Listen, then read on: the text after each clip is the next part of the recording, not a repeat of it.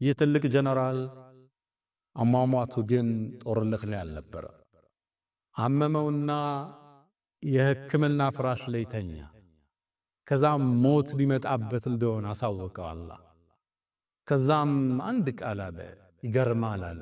እኔ በአላህ መንገድ እንድሰዋ ደክም ያለው ተፋልም ያለው በርካታ ጦርነትን መርቻለሁ።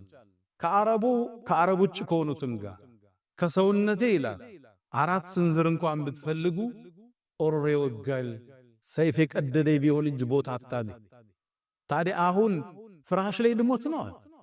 እዛም አንድን ቃል አለ፣ ላናመት አዕየኑል ጁበና፣ የፈሪ አይን እንቅልፍ ትጣል።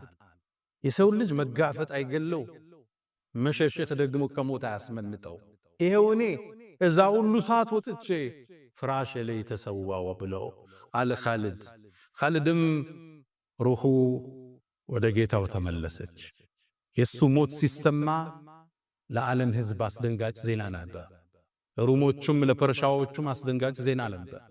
እነ ዑመር ብኑል ኸጣብ እነ ኻሊድ ሻም ኺምስ አካባቢ ነው የሞተው። መዲና ሲሰሙ ዜናውን መሸከም አልቻሉ። ምእመናንም በእንባ ተራቸው።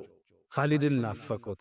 ሴቶቹ ሲያለቅሱ ድሮ ቢሆን ኖሮ ሰይድና ዑመር ዝም በሉ ሚሉት አላ ሚስሊ ኻሊድ ፈልተብኪል በዋኪ፣ ለኻሊድ አይነቱ ሰውማ አልቃሶች ያልቅሱ እንጂ አለ ሰይድና ዑመር።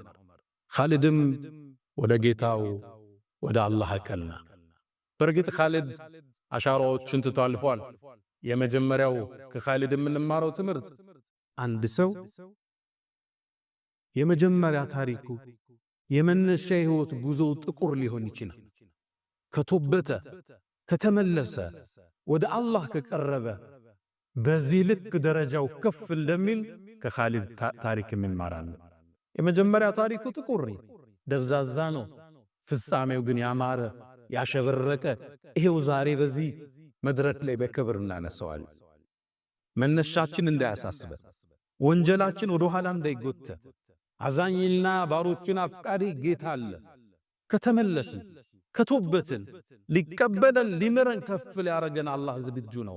ይህም ታሪክ የሚያስተምረን እሱ ነቢዩ ዓለይሂ ሰላቱ ወሰላም ቡኻሪ ላይ እንደተጠቀሰው ሐኪም ብኑ ሒዛም መጣ፣ እስልምናን ተቀበለ። የአላህ መልእክተኛ አላቸው፣ እኔ ሙስሊም ሳልሆን የሰራዋቸው መልካም ሥራዎች፣ የቀጠልኩት ዝምድና፣ የሰጠሁት ሶደቃ፣ ያደረግኩት መልካም ነገር ምን ቦታ ላይ ይቀመጣል አላፍ።